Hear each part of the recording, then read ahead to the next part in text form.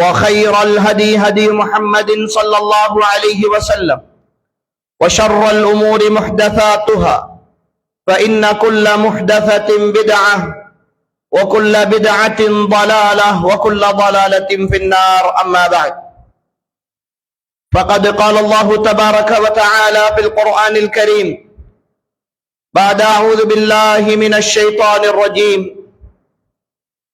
وإذا مرضت فهو يشفين والذي يميتني ثم يحيين والذي أطمع أن يغفر لي خطيئتي يوم الدين رب هب لي وألحقني بالصالحين واجعل لي لسان صدق في الآخرين.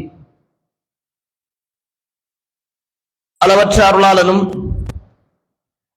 நிகரற்ற அன்புடையவனுமாகிய எல்லாம் வல்ல அல்லாஹுவை புகழ்ந்தவனாக, ஸலவாத்தும் சலாமும் சாந்தியும் சமாதானமும் சத்திய மார்க்கம் இஸ்லாத்தை ஏந்தி வந்த உத்தம தூதர் ஸல்லல்லாஹு அலைஹி வஸல்லம் அவர்கள் மீதும் அவர்களுடைய குடும்பத்தார்கள், தோழர்கள், நம் அனைவர்கள் மீதும் என்றென்றும் உண்டாகட்டும் என்று அல்லாஹுவை வேண்டியவனாக, அல்லாஹுடைய மாளிகையில் அவன் மார்க்கத்தில் இருந்தே ஒரு சில விஷயங்களை தெரிந்து கொள்ள வேண்டும் என்கிற நல்லெண்ணத்தோடு அமர்ந்திருக்கிற ஏக வல்லவனாகிய அல்லாஹுவின் நல்லடியார்களே, அருமை சகோதரிகளே, தாய்மார்களே, ரப்புல் ஆலமீனாகிய அல்லாஹ் நாம் எந்த நோக்கத்திற்காக இங்கு உட்கார்ந்திருக்கிறோமோ அந்த நோக்கத்தை நிறைவேற்றி தந்து வாழும் காலமெல்லாம் அவனுக்கு கட்டுப்பட்டு வாழ்ந்த நல்லவர்களாக வாழ்ந்து இந்த பூமியில் இருந்து விடைபெறுகிற பொழுதும் உண்மையான முஃமின்களாக, முத்தகீன்களாக, சாலிஹீன்களாக, சித்தீகீன்களாக, ஷுஹதாக்களாக வாழ்ந்து மரணிக்கக்கூடிய வாய்ப்பையும் பாக்கியத்தையும் அல்லாஹ் நம் அனைவருக்கும் நசீபாக்குவானாக. அன்புக்குரியவர்களே, இன்றைய தினம் ஒரு முஸ்லிம் இன்னொரு முஸ்லிமுக்கு செய்ய வேண்டிய கடமைகள் என்கிற தலைப்பின் கீழ் அல்லாஹுவின் தூதர் ஸல்லல்லாஹு அலைஹி வஸல்லம் அவர்கள் சொன்ன ஒரு சில விடயங்களில் இருந்து ஒரு விடயத்தை மாத்திரம் உங்களோடு பகிர்ந்து கொள்ளலாம் என்று நினைக்கிறேன். இன்றைய இந்த நிகழ்வு வழமையான பயான் நிகழ்ச்சிகளுக்கு மாற்றமாக ஏதோ ஒரு விஷயத்தை உங்களுடைய உள்ளத்தில் கற்பிக்க வேண்டும், நீங்கள் தெரிந்திருக்க வேண்டும் என்கிற அடிப்படையில் ஒரு சில விஷயங்களை படிப்பிக்கிற ஒரு நிகழ்வாக இதை அமைத்துக் கொண்டால் மிக பொருத்தமாக இருக்கும் என்று கருதிய அடிப்படையில் அல்லாஹுவின் தூதர் ஸல்லல்லாஹு அலைஹி வஸல்லம் அவர்கள் சொல்கிறார்கள், ஒரு முஸ்லிம் இன்னொரு முஸ்லிமுக்கு செய்ய வேண்டிய கடமைகள். அபூ ஹுரைரா ரலியல்லாஹு அன்ஹு அவர்கள் அறிவிக்கின்ற செய்தி புகாரியிலே பதிவு செய்யப்பட்டிருக்கிறது. 1240வது செய்தியாக பதிவு செய்யப்பட்டிருக்கிறது. அல்லாஹுவின் தூதர் ஸல்லல்லாஹு அலைஹி வஸல்லம் அவர்கள் சொல்கிறார்கள், ஒரு முஸ்லிம் இன்னொரு முஸ்லிமுக்கு செய்ய வேண்டிய கடமைகள் 5 இருக்கின்றன. முதலாவது ரத்து சலாம். ஒருவர் எங்களுக்கு சலாம் சொல்லிவிட்டால் அந்த சலாத்திற்கு நாம் பதில் சொல்லுவது. ஒருவர் எங்களின் மீது சலாம் சொல்லுதல் என்பது அவரின் மீது சுன்னத். ஆனால் சலாம் சொல்லிவிட்டால் அந்த சலாத்திற்கு நாம் பதில் சலாம் சொல்வது எங்களின் மீது கடமை. அல்லாஹு தஆலா அவனுடைய திருமறையில் சொல்லுகிறான், وَإِذَا حُيِّيتُمْ بِتَحِيَّةٍ فَحَيُّوا بِأَحْسَنَ مِنْهَا أَوْ رُدُّوهَا. உங்களுக்கு யாராவது சலாம் சொல்வார்களாக இருந்தால், ஒரு வாழ்த்து சொல்லுவார்களாக இருந்தால், முகமன் கூறுவார்களாக இருந்தால், அவர்களுக்கு அது போன்றதை நீங்கள் திரும்ப சொல்லிவிடுங்கள் அல்லது அதைவிட அழகானதை சொல்லுங்கள் என்று அல்லாஹு தஆலா அவனுடைய திருமறையில் சொல்லுகிறார். எனவே ஒருவர் சலாம் சொல்லுகிற பொழுது அந்த சலாத்தை நாம் கேட்டோமாக இருந்தால் அதற்கு நாம் பதில் சலாம் சொல்லுதல் எங்களின் மீது கடமையாகிறது. இரண்டாவது விஷயம், ரசூல் ஸல்லல்லாஹு அலைஹி வஸல்லம் அவர்கள் சொன்னார்கள், வஇயாதத்துல் மரீத். ஒருவர் நோயுற்றிருக்கிறார் என்று கேள்விப்பட்டால் அந்த நோயாளியை நலம் விசாரிக்க செல்லுவது. அது யாராக இருந்தாலும் சரி, எங்களுக்கு தெரிந்த ஒருத்தர், அது உறவுக்காரராக இருக்கலாம் அல்லது உறவில்லாதவராக இருக்கலாம், முஸ்லிமாக இருக்கலாம், காபிராக இருக்கலாம், யாரோ ஒருத்தர் நோயுற்றிருக்கிறார் என்று கேள்விப்படுகிற பொழுது அவரிடத்திலே நலம் விசாரிக்க செல்வது, அதிலும் குறிப்பாக ஒரு முஸ்லிம் என்றால் அவருடைய விஷயத்தில் நலம் விசாரிக்க செல்வது கடமை என்றார்கள் ரசூல் ஸல்லல்லாஹு அலைஹி வஸல்லம். மூன்றாவது விஷயம் இத்திபாஉல் ஜனாயிஸ், ஜனாசாக்களிலே கலந்து கொள்வது அல்லது ஜனாசாக்களை பார்க்க செல்வது அல்லது ஜனாசா தொழுகையிலே கலந்து கொள்வது. ஜனாசாவை அடக்கம் செய்கிற ஆண்களாக இருந்தால் ஜனாசாவை அடக்கம் செய்கிற வரைக்கும் பின்தொடர்ந்து செல்வது, இது ஒரு முஸ்லிம் இன்னொரு முஸ்லிமுக்கு செய்ய வேண்டிய கடமைகளில் ஒன்று. அதே போன்று ரசூல் ஸல்லல்லாஹு அலைஹி வஸல்லம் நான்காவதாக சொன்னார்கள் வ இஜாபத்துத் தஅவா, யாராவது ஒருத்தர் ஒரு விருந்துக்கு அழைத்தால் அல்லது ஒரு திருமணத்திற்கு அழைத்தால் ஏதாவது ஒரு நல்ல நிகழ்வுக்கு அழைத்தால் மார்க்கம் அனுமதித்த ஒரு விஷயத்திற்கு அழைத்தால் அந்த அழைப்புக்கு பதிலளித்து கலந்து கொள்வது. ஒருவர் வலிமாவுக்கு கூப்பிடுகிறார் அல்லது ஏதோ ஒரு நிகழ்வுக்கு கூப்பிடுகிறார், அவருடைய வீட்டிலே நடக்கிற ஒரு நல்ல விஷயத்திற்கு கூப்பிடுகிறார், ஒரு சாப்பாட்டுக்கு கூப்பிடுகிறார் என்றால் அதற்கு பதிலளித்து கலந்து கொள்வது அழைக்கப்பட்ட முஸ்லிமின் மீது கடமையாகி விடுகிறது என்று நபி ஸல்லல்லாஹு அலைஹி வஸல்லம் அவர்கள் சொல்கிறார்கள். ஐந்தாவது விடயம், ஒருவர் தும்மி அல்ஹம்துலில்லாஹ் என்று சொன்னால் அவர் சொல்லுகிற வார்த்தை எங்களுக்கு கேட்குமாக இருந்தால் அவருக்கு யர்ஹமுக்கல்லாஹ், அல்லாஹ் உங்களுக்கு அருள் புரிவானாக என்று அவருக்கு நாம் பதில் சொல்வது எங்களின் மீது கடமையாக இருக்கிறது. இந்த 5 விஷயங்களையும் நபி ஸல்லல்லாஹு அலைஹி வஸல்லம் அவர்கள் ஒரு முஸ்லிம் இன்னொரு முஸ்லிமுக்கு செய்ய வேண்டிய கடமை என்று நபி அவர்கள் குறிப்பிடுகிறார்கள். இந்த விடயத்தில் தான் இயாதத்துல் மரீம், ஒரு நோயாளியை நலம் விசாரிக்க செல்லுதல் என்கிற ஒரு விஷயத்தையும் நபி ஸல்லல்லாஹு அலைஹி வஸல்லம் அவர்கள் குறிப்பிடுகிறார்கள். இன்றைய கால சூழல் நிறைய நோயாளிகள் இருக்கிறார்கள். நிறைய பேர் எங்களுடைய பக்கத்து வீடுகளிலும் எங்களுடைய சொந்தங்களிலும் உறவுகளிலும் நோயோடு இருக்கக்கூடிய சகோதர சகோதரிகள் எத்தனையோ பேர் இருக்கிறார்கள். அவர்கள் நோயோடு இருக்கிறார்கள் என்கிற செய்தி எங்களுக்கு தெரிகிறது. ஆனால் அந்த நோய் விசாரிக்க செல்லுதல் என்கிற விஷயத்தை நாம் எப்படி பார்க்கிறோம் என்றால், நான் போகாது விட்டால் அவர்கள் எப்படியோ நினைத்துக் கொள்வார்கள், என் மீது தப்பாக எண்ணிக்கொள்வார்கள், என்னை பிழையாக கருதி விடுவார்கள், அல்லது அவர்கள் எனக்கொன்று நடந்து விட்டால் அவர்கள் செய்ய மாட்டார்கள் என்று சொல்லி பிரதிபலனை எதிர்பார்த்து அடுத்தவர்களுடைய திருப்தியை எதிர்பார்த்து செய்கிற ஒரு வணக்கமாக ஒரு காரியமாக நாம் இந்த நோயாளியை நலம் விசாரித்தல் என்கிற விஷயத்தை நாம் பார்க்கிறோம். ஆனால் அன்புக்குரிய சகோதரிகளே, இஸ்லாத்தினுடைய பார்வையில் இந்த நோயாளிகளை நலம் விசாரித்தல் என்று சொல்கிற அம்சம் மார்க்க விடயங்களில் இபாதத்துகளில் மிக முக்கியமானதாக ஒன்றாக இருக்கிறது.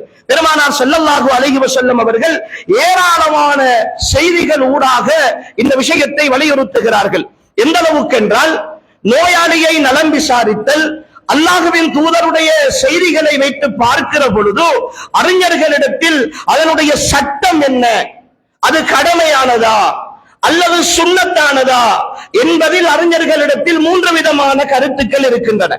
சில அறிஞர்கள் சொல்கிறார்கள் அது சுன்னத் முஅக்கதா. சுன்னத் முஅக்கதா என்றால் ஒரு மனிதன் இயலுமாக இருக்கிற சந்தர்ப்பத்தில் எந்த காலத்திலும் விட்டுவிட முடியாத ஒரு சுன்னா, ஒரு வழிமுறை, அவர்களுடைய வழிமுறை என்று சில இஸ்லாமிய அறிஞர்கள் சொல்கிறார்கள். அல்லாஹ்வின் தூதர் ஸல்லல்லாஹு அலைஹி வஸல்லம் அவர்கள் சொல்கிறார்கள்,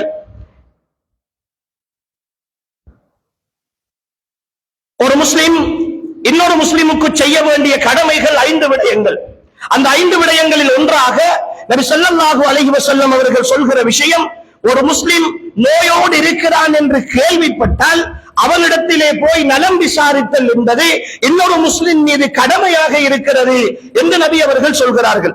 இன்னும் ஒரு செய்தியிலே அல்லாஹ்வின் தூதர் ஸல்லல்லாஹு அலைஹி வஸல்லம் அவர்கள் 7 விஷயங்களை கொண்டு ஒரு முஸ்லிமுக்கு ஏவினார்கள்.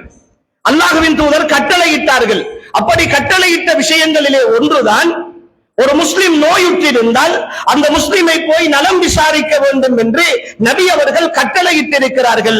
எனவே இந்த கட்டளையோடு ஒப்பிட்டு பார்க்கிற பொழுது நபி அவர்கள் இதை வலியுறுத்தப்பட்ட ஒரு சுன்னாவாக சொல்லி இருக்கிறார்கள் என்று சில இஸ்லாமிய அறிஞர்கள் சொல்கிறார்கள். இன்னும் சில அறிஞர்களுடைய கருத்தின் பிரகாரம், எப்படி ஒவ்வொருவரின் மீதும் தொழுகை கடமையாக இருக்கிறதோ அதே போன்றுதான் ஒரு முஸ்லிம் நோயுற்றிருக்கிறார் என்ற செய்தி கேள்விப்பட்டு அவரை சென்று பார்ப்பது எங்களுக்கு இலகுவாக இருந்தால் அந்த முஸ்லிமை சென்று பார்ப்பது ஃபர்து ஐன் என்று சொல்லுகிறார்கள். கட்டாய கடமை.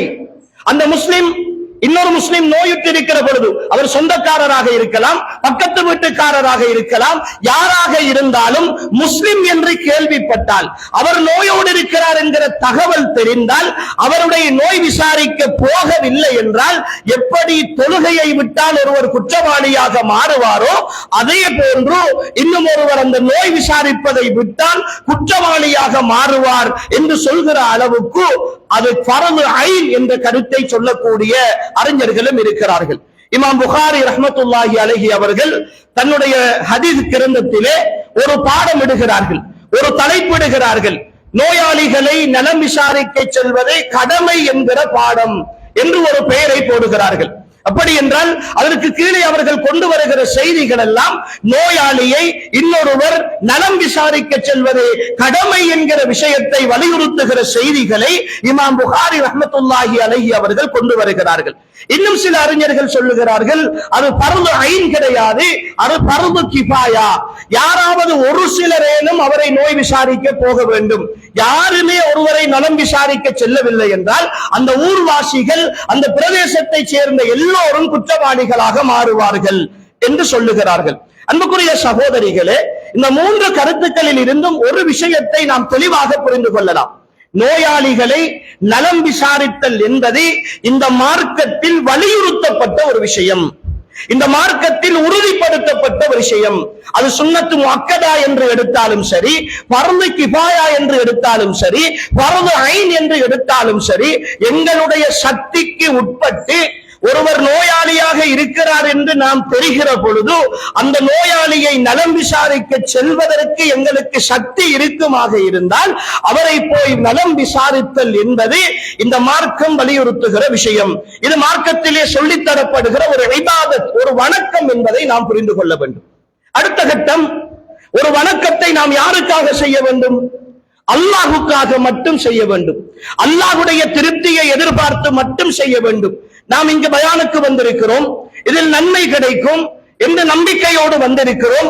இதை அடுத்தவர்கள் நான் பயானுக்கு போகிறேன், நான் அடுத்தவர்களுக்கு முன்னால் மார்க்கத்தை படிக்க போகிறேன் என்று காட்ட வேண்டும் என்பதற்காக நான் செய்தால் நான் ஒரு குற்றவாளி, இஹ்லாஸ் இல்லாத ஒரு பாவியாகத்தான் இந்த இடத்தில் இருந்து எழுந்து போவேன். நான் தொழுகிறேன், அந்த தொழுகை அல்லாஹுக்காக நிறைவேற்றப்படுகிற வணக்கம். என்னை அடுத்தவர்கள் புகழ வேண்டும் என்பதற்காக, அடுத்தவர்களுடைய மதிப்பை பெற வேண்டும் என்பதற்காக நான் செய்தால் அந்த வணக்கம் அல்லாஹ்விடத்தில் ஒப்புக்கொள்ளப்பட மாட்டாது. அதே போன்றுதான் ஒருவரை நலம் விசாரிக்க போகிறோம். போகிற பொழுது என்னுடைய நீயத் இருக்க வேண்டும், இது அல்லாஹும் அல்லாஹுடைய தூதரும் எனக்கு காட்டி தந்த ஒரு இபாதத், ஒரு வணக்கத்தை நான் செய்ய போகிறேன். எனவே நான் போவதை கண்டு யார் புகழ்ந்தாலும் சரி, நான் போகவில்லை என்று யார் இகழ்ந்தாலும் சரி, இது மற்றவர்களுடைய திருப்திக்காக நான் செய்கிற விஷயம் அல்ல. என்னுடைய மாமி நோயோடு இருக்கிறார், என்னுடைய மதினி நோயோடு இருக்கிறார், என்னுடைய மனைவியினுடைய கணவனுடைய சொந்தக்காரர் ஒருத்தர் நோயோடு இருக்கிறார். நான் அங்கு போகவில்லை என்றால், இந்த சந்தர்ப்பத்தில் நான் போய் பார்க்கவில்லை என்றால் அவர்கள் என்ன எண்ணமும் நினைத்து விடுவார்கள் என்ற எண்ணத்தோடு நாம் நலம் விசாரிக்க செல்வோமாக இருந்தால், அன்புக்குரிய சகோதரிகளே, அல்லாஹ் பாதுகாக்க வேண்டும், நாம் இஹ்லாஸை இழந்தவர்களாக, அல்லாஹ்வுக்கு இணை வைத்தவர்களாக மாறிவிடுவோம். அல்லாஹ்வுடைய இடத்தில் அல்லாஹ் அல்லாதவர்களை வைத்தவர்களாக நாம் மாறிவிடுவோம். எனவேதான் முதலாவது நாம் அடிப்படையாக புரிந்து கொள்ள வேண்டும், இந்த நோயாளிகளை நலம் விசாரித்தல் என்கிற அம்சம் அல்லாஹ்வின் தூதர் ஸல்லல்லாஹு அலைஹி வஸல்லம் அவர்கள் கட்டளையிட்ட, வலியுறுத்திய, ஒரு முஸ்லிமுடைய உரிமை என்று சொன்ன அல்லாஹ்வின் தூதருடைய மிக பெரும் சுன்னாக்களிலே ஒன்று. அதை ஒரு வணக்கமாக நான் நிறைவேற்ற வேண்டும் என்பதை நாம் முதலாவதாக புரிந்து கொள்ள வேண்டும். அதே போன்று இரண்டாவது விஷயம், நோயாளிகளை நலம் விசாரிக்க செல்லுதல் என்கிற பொழுது முஸ்லிம் அல்லாதவர்கள் சில நேரம் எங்களோடு பழகுவார்கள். தொழில் ரீதியாக, குடும்ப ரீதியாக ஏதோ ஒரு உறவோடு இருப்பார்கள். அவர்களையும் நாம் இது முஸ்லிம்களை மட்டும் தான் நலம் விசாரிக்க போக வேண்டுமா? முஸ்லிம் அல்லாத ஒருத்தர் நோயாளியாக மாறிவிட்டார் என்ற செய்தி கேள்விப்பட்டால், எங்களுடைய கணவனோடு தொழில் செய்பவர் அல்லது ஏதோ ஒரு வகையில் எங்களோடு தொடர்பாக இருக்கின்ற ஒரு குடும்பம், அவர்களில் ஒருவர் நோய்வாய்ப்பட்டிருக்கிறார் என்று கேள்விப்படுகிற பொழுது அவர்களை நலம் விசாரிக்க செல்லலாமா என்றால், இந்த மார்க்கம் அதற்கும் அனுமதித்திருக்கிறது. அல்லாஹ்வின் தூதர் ஸல்லல்லாஹு அலைஹி வஸல்லம் அவர்களிடத்தில் ஒரு சிறுவன் பணி செய்து கொண்டிருந்தார். அவர் முஸ்லித்தை ஏற்றுக்கொள்ளவில்லை. அவர் மரணப்படுக்கையில் இருக்கிறார். அவர் நோயிட்டிருக்கிறார் என்ற செய்தி கேள்விப்பட்ட பொழுது அல்லாஹ்வின் தூதர் ஸல்லல்லாஹு அலைஹி வஸல்லம் அவர்கள் அந்த சிறுவனுடைய வீடு தேடி போகிறார்கள். போய் அந்த சிறுவனோடு நபி ஸல்லல்லாஹு அலைஹி வஸல்லம் அவர்கள் பேசி அல்லாஹ்வுடைய மார்க்கத்தை நீ ஏற்றுக்கொள் என்று சொல்லுகிறார்கள். அப்பொழுது அந்த சிறுவன் அவருடைய தந்தையை நிமிர்ந்து பார்க்கிறார். அப்பொழுது அந்த தந்தை சொல்லுகிறார், அத்தி அபுல் காசிம், நீ அபுல் காசிம் ஆகிய முஹம்மது ஸல்லல்லாஹு அலைஹி வஸல்லம் அவர்களுக்கு நீ கட்டுப்பட்டு விடு என்று சொல்கிறார். அந்த சிறுவன் கலிமா சொல்லுகிறார். அல்லாஹ்வின் தூதர் ஸல்லல்லாஹு அலைஹி வஸல்லம் அந்த சிறுவனுக்கு சுவனத்தை கொண்டு நன்மாராயம் சொல்லி சந்தோஷமாக அந்த வீட்டிலே இருந்து திரும்ப வருகிறார்கள். இந்த செய்தியிலே எங்களுக்கு புரிந்து கொள்கிற விஷயம், ஒருவர் மாற்று மதத்தவராக இருந்தாலும் கூட அவர் நோயுற்றிருப்பாராக இருந்தால் அவரை நோய் விசாரிக்க செல்வதை அல்லாஹ்வுடைய தூதர் ஸல்லல்லாஹு அலைஹி வஸல்லம் அவர்கள் செய்து காட்டியிருக்கிறார்கள், அனுமதித்திருக்கிறார்கள். அல்லாஹ்வின் தூதர் ஸல்லல்லாஹு அலைஹி வஸல்லம் அவர்களுடைய சிறிய தந்தை அபூ தாலிப் அவருடைய மரண நேரம் நெருங்கிய பொழுது அல்லாஹ்வின் தூதர் ஸல்லல்லாஹு அலைஹி வஸல்லம் அவர்கள் அவரை நலம் விசாரிக்க போகிறார்கள். அவரிடத்திலே போய் அல்லாஹ்வுடைய மார்க்கத்தை எட்டி வைக்கிறார்கள். ஆனால் அவர் கடைசி நேரத்தில் அந்த மார்க்கத்தை ஏற்றுக்கொள்ளாமல் அவர் மரணித்து போகிறார். அன்புக்குரிய சகோதரிகளே, ரசூல் ஸல்லல்லாஹு அலைஹி வஸல்லம் அவர்கள் ஒரு மாற்று மதத்தினர், இஸ்லாத்தை ஏற்றுக்கொள்ளாத ஒருத்தர் நோயுற்றிருக்கிற பொழுது கூட நோயாளியை நலம் விசாரிக்க சென்றிருக்கிறார்கள் என்றால், நாங்கள் எங்களுடைய பக்கத்து வீட்டுக்காரர்கள், சொந்தக்காரர்கள், உறவுகள் என்று பலர் நோயுற்றிருக்கிறார்கள், நோயோடு பலர் இருக்கிறார்கள். ஆனால் எங்களுடைய பாடும் நாங்களும் என்று இருக்கிறோம். சில நேரம் ஏதோ வேண்டா வெறுப்பாக நான் ஏற்கனவே சொன்னதை போன்று யாராவது எதையாவது நினைத்து விடுவார்கள் என்பதற்காக அவர்களை போய் நலம் விசாரித்து விட்டு வருகிற ஒரு நடைமுறை எங்களிடத்திலே இருக்கிறது. அன்புக்குரிய சகோதரிகளே, இதை நாம் முழுமையாக மாற்ற வேண்டும். அல்லாஹ்வின் தூதர் ஸல்லல்லாஹு அலைஹி வஸல்லம் அவர்கள் காட்டித் தந்த ஒரு வணக்கமாக, ஒரு இபாதத்தாக நோயாளிகளை நலம் விசாரிக்கிற விஷயத்தை நாம் அடிப்படையாக கொண்டு செயற்பட வேண்டும் என்பதை நாம் முதலாவதாக புரிந்து கொள்ள வேண்டும். அதே போன்று இன்றைய கால சூழல், எங்களுடைய சமகால சூழலில் நோயாளிகளை நலம் விசாரிக்க போவது என்றால் ஏதோ ஒரு பார்சலோடு போக வேண்டும் என்கிற ஒரு வளமையை குறிப்பாக எங்களுடைய தாய்மார்கள், சகோதரிகள் நாங்கள் உருவாக்கி வைத்திருக்கிறோம்.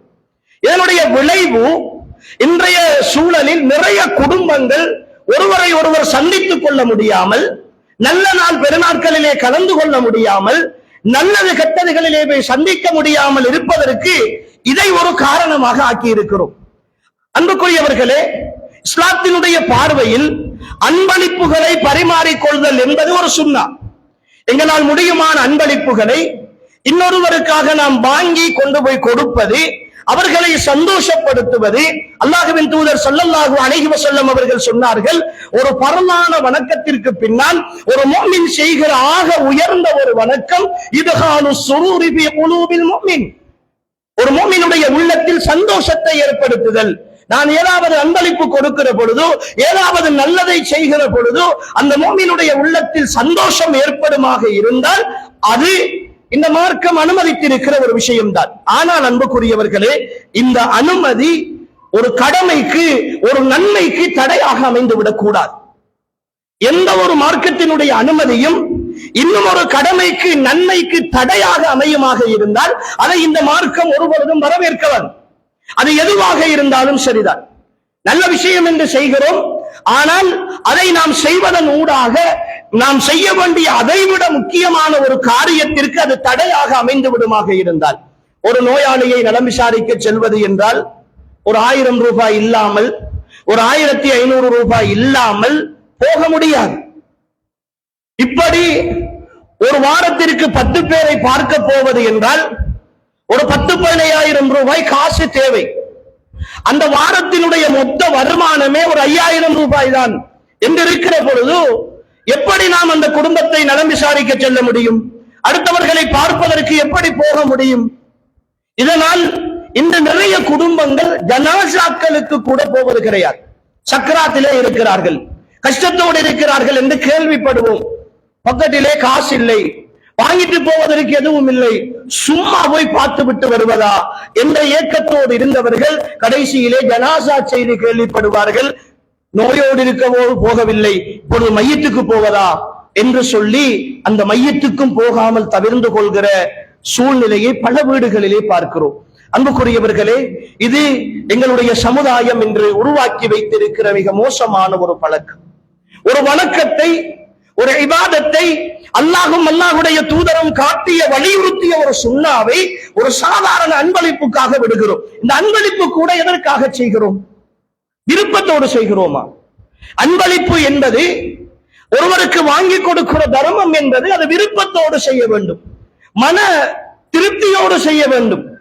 அப்படி இல்லாமல் ஏதோ கடமைக்காக போகிற பொழுது ஒரு கிலோ சீனி வாங்கி கொண்டு போக வேண்டும், ஒரு அங்கர் வாங்கி கொண்டு போக வேண்டும், ஒரு பிஸ்கட் வாங்கி கொண்டு போக வேண்டும், இல்லாது போனால் என்ன நினைப்பார்கள், வீசிய கையும் வெறுங்கையுமாக போகலாமா என்று அந்த இருக்கின்ற செலவுகளை எல்லாம் மிச்சம் பிடித்து கஷ்டப்பட்டு மன திருப்தி இல்லாமல் நாம் போகிற இந்த தர்மத்தாலோ இந்த அன்பளிப்பாலோ அல்லாஹ்விடத்தில் ஒரு சின்ன சதத்திற்கு கூட பெருமானம் கிடையாது.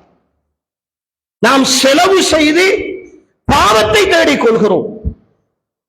அன்பளிப்பு என்ற பெயரால், வாங்கி போகிறோம் என்ற பெயரால் செலவு செய்து நாம் பாவத்தை தேடிக் கொள்கிறோம். நீயத்து பிழை. சில நேரம் சிலர்கள் அல்லாஹ் அருள்பாலித்தவர்கள், வசதி வாய்ப்பை தந்தவர்கள் சந்தோஷமாக வாங்கி கொண்டு போகலாம், அதில் தவறு கிடையாது. ஆனால் சகோதரிகள், நாங்கள் புரிந்து கொள்ள வேண்டும், எங்களிடத்திலே இருக்கிற இன்னும் ஒரு குறைபாடு, ஒருவர் எங்களுடைய வீட்டுக்கு வந்து போனால் வெறுங்கையோடு வந்து போகிறார், எதுவுமே இல்லாமல் வந்து போகிறார்.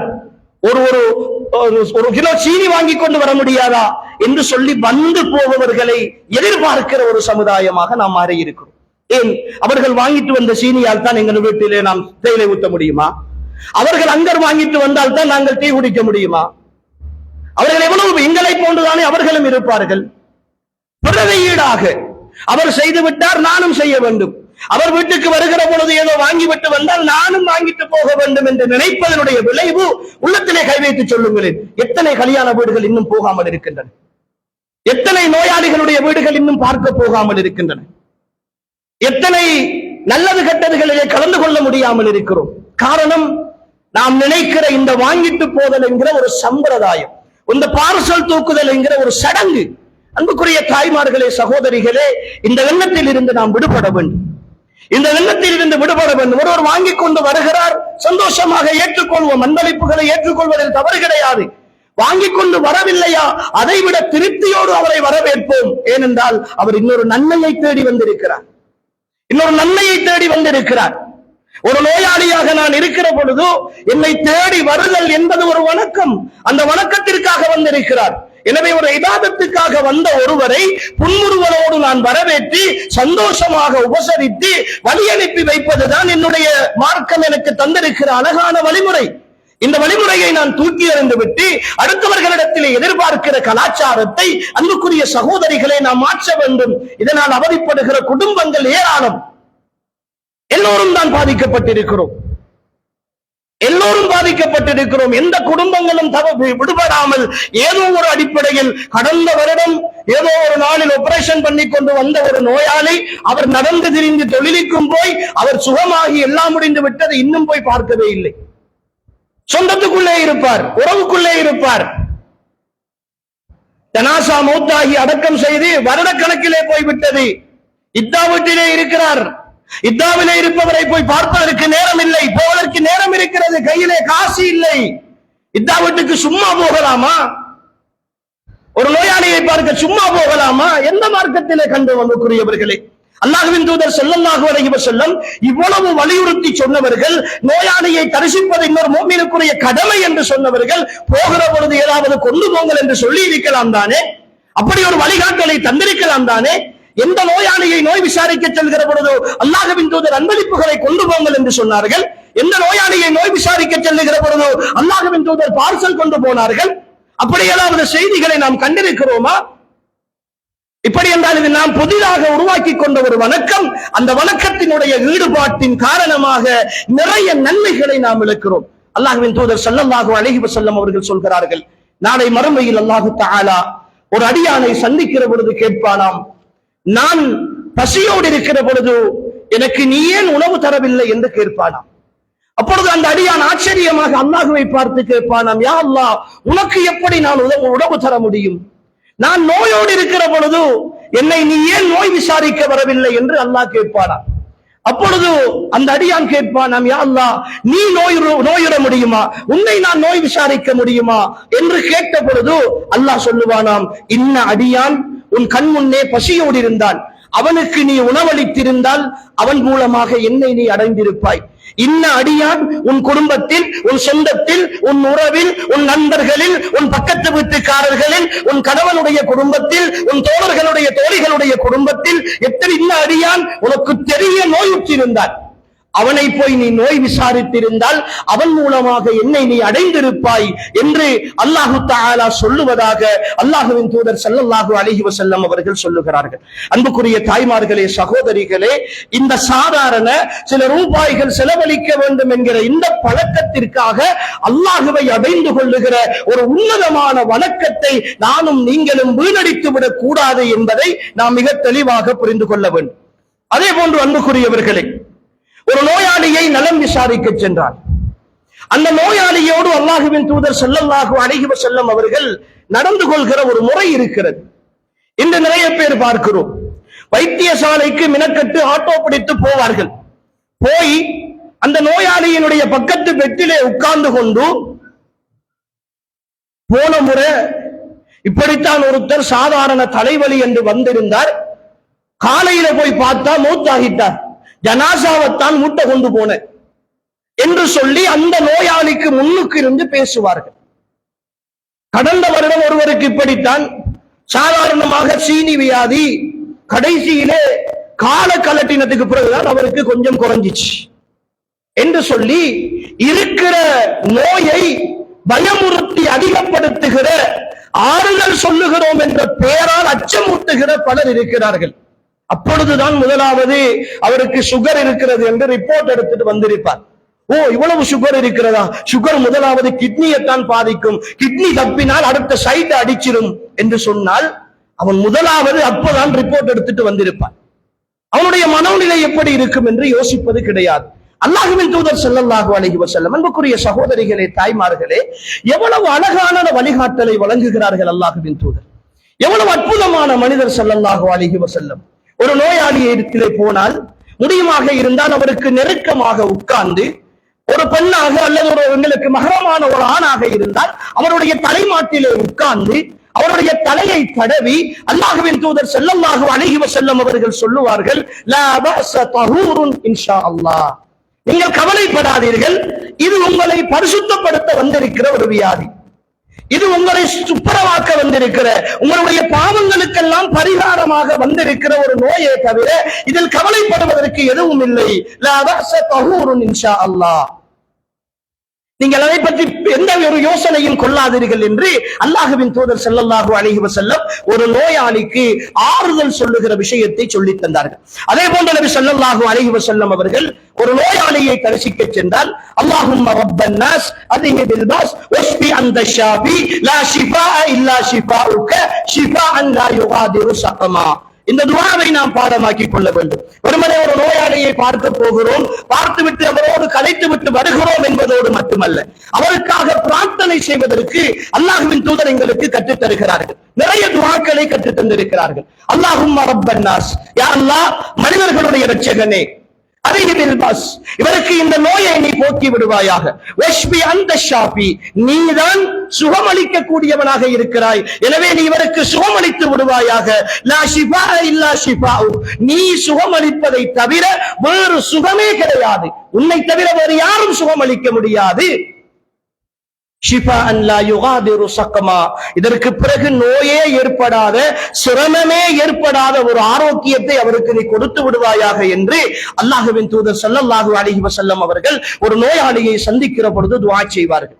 எவ்வளவு அழகான ஒரு பிரார்த்தனை, ஈமானை சொல்லித் தருகிற பிரார்த்தனை. நீங்கள் எந்த வைத்தியரிடத்தில் போனாலும் சரி, எவ்வளவு பெரிய டாக்டரிடத்திலே போனாலும் சரி, எவ்வளவுதான் நீங்கள் செலவழித்தாலும் சரி, இஷ்பி அந்த ஷாபி, அல்லாஹ்வை தவிர வேறு யாரும் குணப்படுத்துபவர்கள் கிடையாது என்ற ஈமானை ஒரு நோயாளியினுடைய உள்ளத்தில் ஆழமாக பதித்துவிட்டு, யா அல்லாஹ் நீ ஒரு சுகத்தை கொடுக்க வேண்டும், அந்த சுகம் அதற்கு பிறகு நோய் ஏற்படாத சுகமாக இருக்க வேண்டும், அப்படி ஒரு நிரந்தரமான சுகத்தை கொடுத்து விடு என்று அல்லாஹ்வின் தூதர் ஸல்லல்லாஹு அலைஹி வஸல்லம் அவர்கள் ஒரு நோயாளிக்காக பிரார்த்தனை செய்வார்கள். இந்த பிரார்த்தனையை ஒரு நோயாளிக்கு பக்கத்திலே இருந்து செய்கிற பொழுது அதனுடைய பொருளை அவர் விளங்கிக் கொள்வாராக இருந்தால் அவருடைய மனது எவ்வளவு ஆறுதல் அடையும். அல்லாஹ்வின் தூதர் ஸல்லல்லாஹு அலைஹி வஸல்லம் அவர்கள் ஸஅத் ரலியல்லாஹு அன்ஹு அவர்கள் நோயுற்றிருக்கிற பொழுது அவர்களை பார்க்க போகிறார்கள். பார்க்க போகிற பொழுது அல்லாஹும்ம ஷ்ஃபி ஸஅதன், அல்லாஹும்ம ஷ்ஃபி ஸஅதன், யா அல்லாஹ் ஸஅதுக்கு நீ அவருடைய நோயை குணப்படுத்தி விடுவாயாக என்று 3 முறை நபி ஸல்லல்லாஹு அலைஹி வஸல்லம் அவர்கள் துஆ செய்கிறார்கள். எனவேதான் ஒரு நோயாளியை நோய் விசாரிக்க செல்கிறோம் என்றால் அவருடைய பெயரை சொல்லி அல்லாஹ்விடத்திலே பிரார்த்தனை செய்வது ஒரு சுன்னா. யா அல்லாஹ் இவருக்கு இப்ராஹிமுக்கு அவருடைய நோயை குணப்படுத்தி விடுவாயாக, பாத்திமாவுக்கு அவருடைய நோயை குணப்படுத்தி விடுவாயாக, ஆயிஷாவுக்கு அவருடைய நோயை குணப்படுத்தி விடுவாயாக என்று சொல்லி அவருடைய பெயரை சொல்லி அல்லாஹ்விடத்திலே பிரார்த்தனை செய்வதும் ஒரு சுன்னாவாக இருக்கிறது என்பதை நாம் பார்க்கிறோம். அதே போல நபி ஸல்லல்லாஹு அலைஹி வஸல்லம் அவர்கள் இன்னும் ஒரு பிரார்த்தனையை சொல்லி தந்தார்கள். இம்சஹில் பாஸ ரப்பன் நாஸ், மனிதர்களுடைய இரட்சகனே நீ இவர்களுடைய நோயை நீ துடைத்து விடுவாயாக, நீ அழித்து விடுவாயாக, பியதிக ஷிஃபா, உன்னுடைய கையில் தான் ஆரோக்கியம் இருக்கிறது, நீதான் ஆரோக்கியம் அளிக்க வேண்டும், லா காஷிஃப லஹு இல்லா அன்த், உன்னை தவிர இந்த நோயை நீக்குபவர்கள் யாருமே கிடையாது என்று சொல்லி அல்லாஹ்வின் தூதர் ஸல்லல்லாஹு அலைஹி வஸல்லம் அவர்கள் பிரார்த்தனை செய்வார்கள். நாம் நோயாளியிடத்திலே போயிருந்தால் எல்லோரும் டாக்டர் ஆகி விடுவோம், எல்லோரும் ஏதோ மெடிசின் படித்து ஒரு மார்க்ஸிலே பயிலாகிறவர்களை போலதான் எல்லோரும் நாங்கள் அங்கு வைத்தியம் செய்வோம். அந்த டாக்டர்கிட்ட போயிருக்கலாம், அதை இப்படி செய்திருக்கலாம், இதை அரைத்து குடித்திருக்கலாம், அதை பூசி இருக்கலாம், அதை வாங்கி குடித்திருக்கலாம் என்று சொல்லி எல்லா விதமான வைத்தியங்களையும் சொல்லி அவர் குடிக்கிற மருந்திலும் இருக்கிற நம்பிக்கையை கெடுத்து விட்டுத்தான் நாம் வருவதை தவிர உங்களுக்கு அல்லாஹ் குணப்படுத்துவான், இது உங்களுக்கு நல்லதாக வந்திருக்கிறது, அல்லாஹ்வை தவிர வேறு யாரும் குணப்படுத்த முடியாது, ஒரு நோயாளியுடைய பிரார்த்தனை அல்லாஹ்விடத்தில் ஒப்புக்கொள்ளப்படும். எனவே நீங்கள் அல்லாஹ்விடத்தில் துஆ செய்யுங்கள், நிச்சயமாக அல்லாஹ் உங்களுடைய நோயை குணப்படுத்தி உங்களுக்கு ஆரோக்கியத்தை தருவான், உங்களுடைய பாவங்களை மன்னிப்பான் என்று ஆறுதல் சொல்கிற அளவுக்கு ஈமான் எங்களுக்கும் இல்லை, அதை உள்வாங்கிக் கொள்ளுகிற அளவுக்கான ஈமான் நோயாளிகளுக்கும் இல்லை. அந்த அளவுக்கு தான் நாம் பழகி இருக்கிறோம், அந்த அளவுக்கு தான் எங்களுடைய ஈமானுடைய நிலைமை இருக்கிறது. ரசூலுல்லாஹ் எப்படி துஆ செய்கிறார்கள், இம்சஹில் பாஸ ரப்பன் நாஸ், மனிதர்களுடைய இரட்சகனே இந்த நோயை நீ துடைத்தெறிந்து விடு, இந்த நோயை நீ அழித்தொழித்து விடு, பியதிக ஷிஃபா, உன்னுடைய கையில் தான் ஆரோக்கியம் இருக்கிறது. இந்த நம்பிக்கை அன்புக்குரிய சகோதரிகளே, இந்த ஈமான் எங்களிடத்தில் இன்னும் இல்லாமல் தான் இருக்கிறது. நான் எவ்வளவோ நோய்களுக்கு மருந்து தேடி எவ்வளவு ஆயிரங்கள் செலவழிக்கிறேன், ஆனால் சூரத்துல் ஃபாத்திஹா ஓதினால், ஆயத்துல் குர்சி ஓதினால், ஆமனர் ரசூல் ஓதினால், குல் சூராக்கள் ஓதினால் எனக்கு அந்த நோய்க்கு ஆரோக்கியம் கிடைக்கும் என்கிற நம்பிக்கை என்னுடைய மனதிலே கிடையாது. ஏனென்றால் என்னுடைய ஈமானுடைய நிலை அவ்வளவுதான். வெளியிலே இருக்கிற ஒரு டாக்டரை நம்புகிற அளவுக்கு, ஒரு சர்ஜனை நம்புகிற அளவுக்கு, ஒரு விபியை நம்புகிற அளவுக்கு அல்லாஹ்வை நம்பவில்லை, அல்லாஹ் குணப்படுத்துவான் என்று நினைக்கவில்லை. விளைவு அல்லாஹ்வை தவிர எல்லோரிடத்திலும் ஓடுகிறோம், எல்லோரிடத்திலும் ஓடுகிறோம், நோயை அதிகரித்துக் கொண்டே இருக்கிறோம், கடைசியில் அந்த நோயோடு மரணித்து போகிறோம். அல்லாஹ்விடத்தில் கையேந்தி யா அல்லாஹ் என் நோயை நீ குணப்படுத்தி விடு என்று சொல்லுகிற அளவுக்கான மன தைரியம் எங்களுக்கு கிடையாது.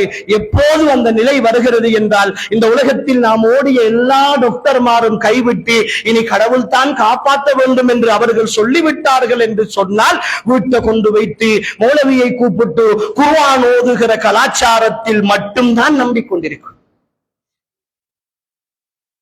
அவ்வளவுதான் எங்களுடைய ஈமான் தொங்கிக் கொண்டிருக்கிறது சகோதரிகளே, தொங்கிக் கொண்டிருக்கிறது.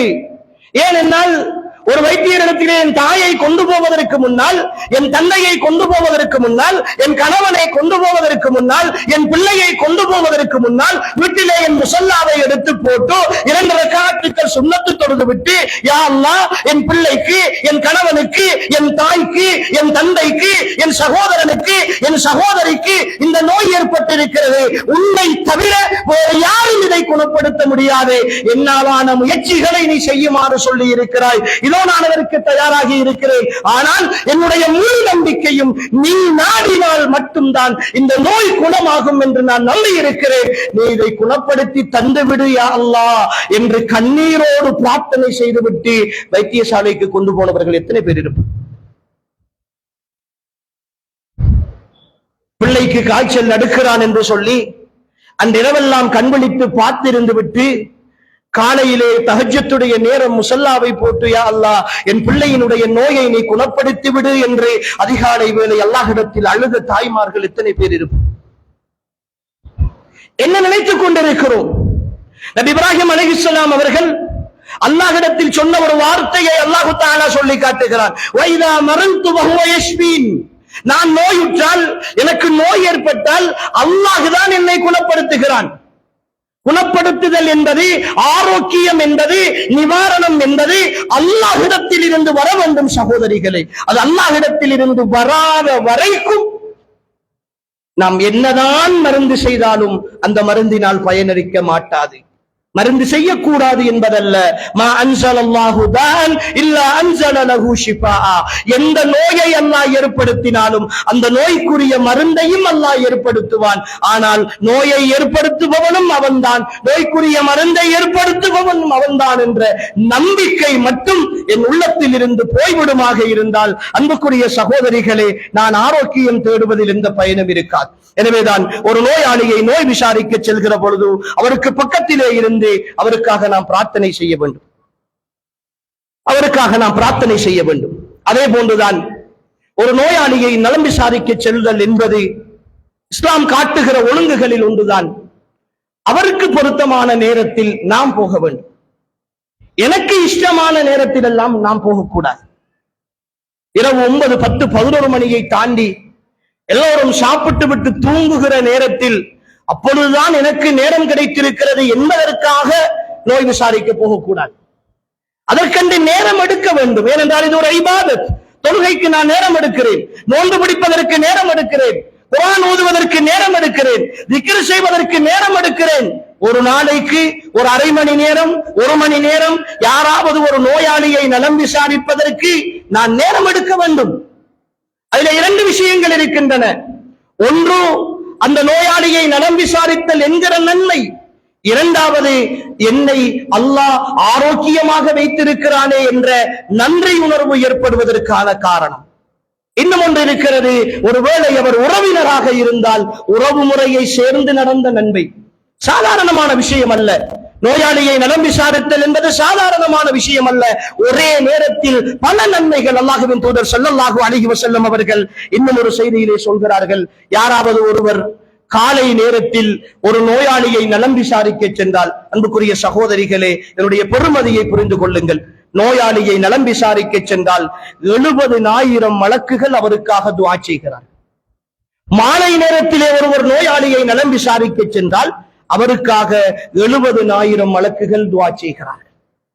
ஒரு நோயாளியை காலையிலோ அல்லது மாலையிலோ ஒருத்தர் நலம் விசாரிக்க சென்றால் அவருக்காக, யார் நலம் விசாரிக்க செல்கிறாரோ அவருக்காக அல்லாஹ்வுடைய புறத்திலே இருந்து பல ஆயிரக்கணக்கான மலக்குகள் பிரார்த்தனை செய்கிறார்கள் என்றால் எவ்வளவு முக்கியமான ஒரு இபாதத். எனவே அதை நாம் நேரம் எடுத்து செய்ய வேண்டும். நோயாளிக்கு எந்த நேரத்தில் பொருத்தமோ அந்த நேரத்திலே நாம் நோய் விசாரிக்க செல்ல வேண்டும். அதே போன்று ஒருவர் நிரந்தர நோயாளியாக இருந்தால் குறைந்தபட்சம் 3 நாட்களுக்கு ஒரு முறையாவது அவரை நலம் விசாரிக்க செல்ல வேண்டும். ஒருவருக்கு ஒரு நோய் ஏற்பட்டிருக்கிறது, முதல் நாள் போய் விசாரித்து விட்டு வந்தால் இனி அவர மையத்து செய்தி கேள்விப்படுற வரைக்கும் அந்த வீட்டு பக்கமே போறதில்லை. அவர் மையத்து செய்தி கேள்வி அல்லது சக்கராத்துல இருக்கிறாராம் அல்லது ஏதாவது ஒரு பிரச்சனையாம் ஏதோ ஒரு பெரிய வருத்தமாம் என்று கேள்விப்படுகிற வரைக்கும் அந்த வீட்டு பக்கம் போவது கிடையாது. ஆனால் இந்த மார்க்கத்தினுடைய ஒழுக்கம் ஒருவர் நிரந்தர நோயாளியாக அல்லது கஷ்டத்தோடு இருப்பவருக்கு முடியமாக இருந்தால் 3 நாட்களுக்கு ஒரு முறையாவது குறைந்தபட்சம் நாம் அவரை போய் தரிசித்து விட்டு வர வேண்டும். முடியாத சந்தர்ப்பத்தில் ஏதோ ஒரு அடிப்படையில் முறை வண்ணமாக போய் பார்ப்பதற்கு நாம் முயற்சிக்க வேண்டும் என்பதை எங்களுக்கு இந்த மார்க்கம் சொல்லித் தருகிறது. அதே நேரம் அந்த நோயாளி எங்களோடு மிக நெருக்கமான ஒருவராக இருப்பார். நான் போய் பக்கத்தில் இருந்தால் அவருக்கு ஒரு ஆறுதல் கிடைக்கும். நான் பேசிக் கொண்டிருந்தால் கொஞ்ச நேரம் சந்தோஷமாக இருக்கிறார். அந்த வீட்டுக்கார பெண் சொல்லுகிறார் அல்லது அந்த வீட்டிலே உள்ளவர்கள் சொல்கிறார்கள், நீங்க வந்து போனால் கொஞ்சம் அமைதியாக இருக்கிறார், நீங்க வந்து போனா கொஞ்சம் ஆறுதலாக இருக்கிறார், நீங்க பக்கத்துல இருக்கிற நேரம் கொஞ்சம் ஆறுதலாக இருக்கிறார் என்று சொல்லுகிற ஒருத்தர் அப்படி ஒரு நோயாளியை சந்திக்க கிடைத்தால் அவரை ஒவ்வொரு நாளும் ஒரு தடவையேனும் நாம் போய் பார்த்து விட்டு வருவதை இந்த மார்க்கம் எங்களுக்கு வழிமுறையாக சொல்லித் தருகிறது. ஏனென்றால் என் மூலமாக இன்னும் ஒருவர் அமைதி அடைதல் என்பது ஒரு தனியான வணக்கம். நான் ஆரம்பத்திலே சொன்னதை போல பரவான தொழுகைக்கு பிறகு ஒரு முஃமின் செய்கிற ஆக சிறந்த வணக்கம் இத்ஹாலு ஸுரூரி ஃபீ குலூபில் முஃமின், இன்னும் ஒரு முஃமினுடைய உள்ளத்தில் சந்தோஷத்தை ஏற்படுத்துதல். என்னால் இன்னும் ஒருவர் நிம்மதி அடைகிறார், ஆறுதல் அடைகிறார், சந்தோஷம் அடைகிறார், நான் போய் பார்க்கிற பொழுது திருப்தி அடைகிறார் என்றால் அன்புக்குரிய சகோதரிகளே அந்த வாய்ப்பை மிக கவனமாக நாம் பயன்படுத்த வேண்டும். அதே போன்று சில நேரம் சில நோயாளிகளிடத்திலே நாம் நலம் விசாரிக்க சென்றால் அசருக்கு போனவர்கள் கதைத்து கதைத்து கதைத்து ஊர்பட்ட கதையெல்லாம் கதைத்து எல்லோருடைய பலாயையும் கழுவி துப்புரவாக்கி இஷாவுக்கு பிறகுதான் வெளியாகி வருவார். இடையிலே நோயாளியாக இருப்பவர் அவர் சாய்ந்து கொள்ளவும் முடியாது, இருந்து கொள்ளவும் முடியாது, அவருடைய அடிப்படை தேவைகளை நிறைவேற்றுவதற்கு போகவும் முடியாது. இவர் கதைச்சு குந்தித்திருக்கிறாவே என்று சொல்லி அவருடைய மனது வெறுக்கிற அளவுக்கு அல்லது அந்த பெண் சங்கடம் அடைகிற அளவுக்கு நேரம் எடுத்துக் கொள்ளக்கூடாது. குறுகிய நேரத்திற்குள் எவ்வளவு விரைவாக எவ்வளவு அவர் சடைவடையாமல் அவருக்கு சங்கடம் ஏற்படாமல் இருக்கிற அளவுக்கு போய் அவசரமாக வந்துவிட முடியுமாக இருந்தால் நாம் போவது, அவருக்கு நலம் விசாரிப்பது, துஆ செய்வது, அல்லாஹ் உங்களுக்கு ஆரோக்கியத்தை தர வேண்டும் என்று சொல்வது, நான் வந்து விடுகிறேன் என்று சொல்லி நாம் அந்த இடத்தை விட்டு நகர்ந்து விடுதல் என்பதுதான் அப்படியான சூழ்நிலையில் எங்களுக்கு மிக பொருத்தமாக இருக்கு. ஆனால் நாம் இருப்பதை விரும்புகிறார்கள் என்றால் வேறு விஷயம். நான் ஏற்கனவே சொன்னதை போல நான் இருப்பதை விரும்புகிறார்கள் என்றால் நாம் எவ்வளவு நேரமும் எடுத்துக் கொள்ளலாம். ஆனால் சாதாரணமாக ஒரு பொது இடத்திற்கு போகிறோம் அல்லது ஒரு தூரத்து உறவிடத்திலே போகிறோம், நாம் வருவது ஒரு சந்தர்ப்பத்தில் போகிறோம், நாம் அதை அவசரமாக முடித்துவிட்டு வர வேண்டும் என்று பெருமானார் ஸல்லல்லாஹு அலைஹி வஸல்லம் அவர்களுடைய ஒழுங்கு எங்களுக்கு சொல்லித் தருகிறது. அதே போன்றுதான் ஒரு நோயாளியை நலம் விசாரிக்க சென்றால் அவரிடத்தில் துருவி கேள்வி கேட்கக்கூடாது. அந்த டாக்டர் என்ன சொன்னார், இந்த டாக்டர் என்ன சொன்னார், அதுக்கு நீங்க என்ன சொன்னீர்கள், அதற்கு அவர் என்ன சொன்னார், அதுக்கு என்ன மருந்து சொன்னார், அந்த நோவு வந்தால் என்ன செய்வது, இந்த வருத்தம் வந்தால் என்ன செய்வது என்று சொல்லி அவரிடத்திலே துருவி அவருடைய ஒட்டுமொத்த வருத்தங்களையும் என்ன செய்ய போகிறோம் அப்படி கேட்டு மருந்து எழுதி கொடுக்க போகிறோமா அல்லது ஏதாவது நாம் அவருக்கு உதவி செய்ய போகிறோமா? எதுவுமே இல்லை. நோய் இருக்கிறது, நோயாளியாக இருக்கிறார், படுத்த படுக்கையிலே இருக்கிறார், ஆபரேஷன் பண்ணி வந்திருக்கிறார், வாட்டிலே இருந்து கொண்டு வந்திருக்கிறார். சில நேரம் வைத்தியசாலைக்கு போனால் கூட அங்கு கூடியிருந்து வருகிற எல்லோருடையும் சேர்ந்து கதைத்து இடையிலே இருக்கிற காவலாளிகள் நர்ஸ்மார் வந்து துரத்துற வரைக்கும் அங்க இருந்து கடைசி நேரம் அவரை காசல் வரைக்கும் இழுத்துட்டு வந்து கேள்வி கேட்டுட்டு விட்டுட்டு வாராக்களும் இருக்கு. எனவே நோயாளியை நலம் விசாரித்தல் என்பது ஒரு இபாதத். அந்த இபாதத்தை மிக சரியாக பேணுதலாக செய்ய வேண்டும், அதை மிக சரியாக செய்ய வேண்டும். அதே போன்றுதான் ஒருவர் நோயாளியாக இருக்கிற பொழுது அவருக்கு நாம் அல்லாஹ்விடத்திலே அதிகமாக துஆ செய்ய வேண்டும். ஏனென்றால் நபி ஸல்லல்லாஹு அலைஹி வஸல்லம் அவர்கள் சொல்கிறார்கள், இதா ஹலர்துமுல் மரீத, நீங்கள் ஒரு நோயாளியை சரிசிக்க போனால், அவில் மையித்த அல்லது ஒரு மையத்தை நீங்கள் பார்க்க போனால், வகூலு கைரா, அவருக்கு நல்லதை சொல்லுங்கள், நல்ல முறையில் பிரார்த்தனை செய்யுங்கள். ஃபைன்னல் மலாயிகத யுஅம்மினூன அலா மா தகூலூன, நீங்கள் சொல்லுகிற விஷயத்திற்கு மலக்குமார்கள் ஆமீன் சொல்லுகிறார்கள் என்கிறார்கள் ரசூல் ஸல்லல்லாஹு அலைஹி வஸல்லம். இந்த செய்தி சஹீஹ் முஸ்லிமிலே 1919வது செய்தியாக பதிவு செய்யப்பட்டிருக்கிறது. ஒரு சாதாரணபூர்வமான செய்தி. எனவேதான் ஒரு நோயாளியை பார்க்க சென்றால் அவருக்கு நல்ல விஷயங்களை சொல்ல வேண்டும். அல்லாஹ் உங்களுக்கு குணமளிப்பான், அல்லாஹ் உங்களுடைய நோயை போக்குவான். இதெல்லாம் சாதாரணமான விஷயம். இதைவிட நிறைய பேர் பெரிய வருத்தம் வந்தெல்லாம் குணமாகி இருக்கிறார்கள், இதெல்லாம் போய்விடும் என்று சொல்லி நாம் சொல்ல வேண்டும். அதற்கு மாற்றமாக உங்களுக்கு இவ்வளவு பெருசா இருக்குது, போன மாசம் அந்த பக்கத்து வீட்டுல சும்மா சாதாரண தலைக்கு இடிதான், அங்க கொண்டு போனா கேன்சராம் என்று சொல்லி அடுத்தண்டு மௌத்து. இங்க போனா உங்களுக்கு இப்படி பெரிய வருத்தம், சீனி எல்லாம் இருக்குது, அவருக்கு போனா சாதாரண நெஞ்சு கவுத்துன்னு தான் கொண்டு போனாங்க. போன போக்குல ஹார்ட்ல ஓட்டடிக்கலாம் என்று சொல்லி ஆபரேஷன் தியேட்டருக்கு கொண்டு போனா மௌத்து. வரக்குள்ள மையத்தா தான் கொண்டு வந்து அந்த டாக்டர்கிட்ட கொண்டு போன, நீங்க போன அந்த டாக்டர்கிட்டயா போனீங்க, அவர்கிட்ட போனால் எல்லாரும் மௌத்தாகிறதானா என்று சொல்லி இப்படி அவரை பயமுறுத்துகிற பொழுது ரசூலுல்லாஹ் சொல்கிறார்கள், நீங்கள் சொல்லுபவற்றுக்கு மலக்குகள் ஆமீன் சொல்லுகிறார்கள். இன்னொருத்தர் மௌத்தாயினார், அப்படி நோய் அதிகரித்தது, இப்படி உரத்தது என்று சொல்லி பயங்காட்டி அவருக்கு மலக்குகள் ஆமீன் சொல்லி கடைசியில நோய் விசாரிக்க போய் அவரை மௌத்தாக்கி போட்டுவாராம். கவனமாக இருக்க வேண்டும், வார்த்தைகள் கவனமாக இருக்க வேண்டும். ஏனென்றால் சில நேரம் மலக்குகளுடைய ஆமீன் அவருடைய விஷயத்தில் பலிக்கவில்லை என்றால் எங்களுடைய விஷயத்தில் பலிக்கும். அவருக்கு இல்லாத பொல்லாததை எல்லாம் சொல்லி போட்டு வந்து கடைசியில் சில நேரம் அதே பிரச்சனையால் அல்லாஹ் பாதுகாக்க வேண்டும், நாம் மாட்ட வேண்டி வரும். அல்லாஹ்வின் தூதருடைய வார்த்தை இது. இதா ஹலர்துமுல் மரியம அவில் மையித், நீங்கள் ஒரு நோயாளியையோ அல்லது ஒரு ஜனாசாவையோ நீங்கள் தரிசிக்க போனால் ஃபகூலு கைரா, நல்லதை சொல்லுங்கள். ஜனாசா வீட்டிலே இருந்து கொண்டு மௌத்தாகின மையத்தை அடக்கம் செய்வதற்கு முன்னால் வைத்துக் கொண்டே அவர்களுடைய குறைகளை பேசுகிற சமுதாயம் தான். அவர்களை பற்றி கேள்விப்பட்டதை எல்லாம் பேசுகிற சமுதாயம் தான்.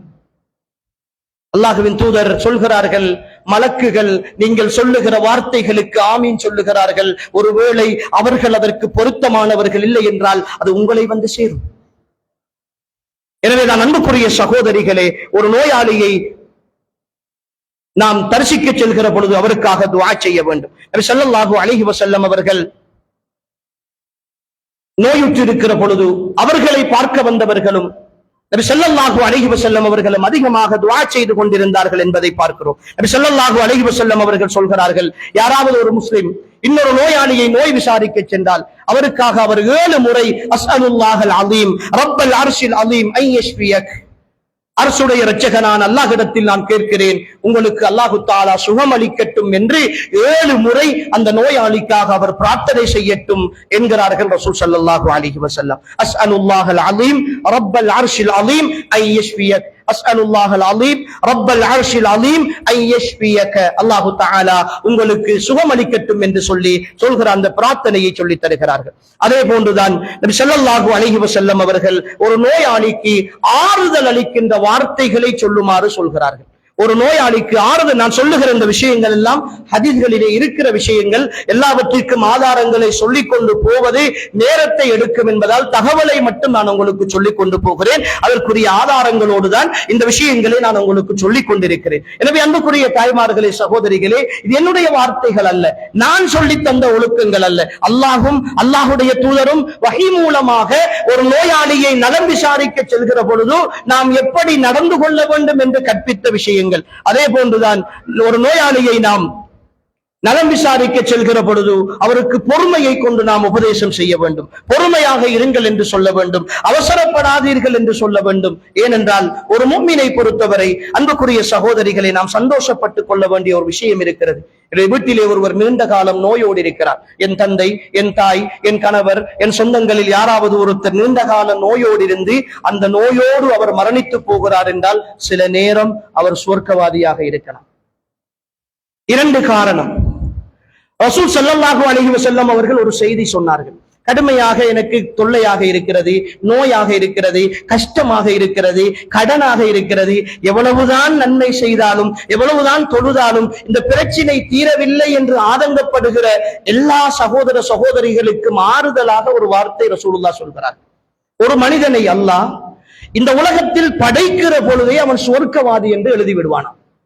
ரசூலுல்லாஹுடைய வார்த்தை. சில நேரம் அல்லாஹ் என்னையும் உங்களையும் அதில் கபூல் செய்து கொள்ள வேண்டும் சகோதரிகளே. அவனை சுவர்க்கவாதி என்று எழுதி விடுவானாம்.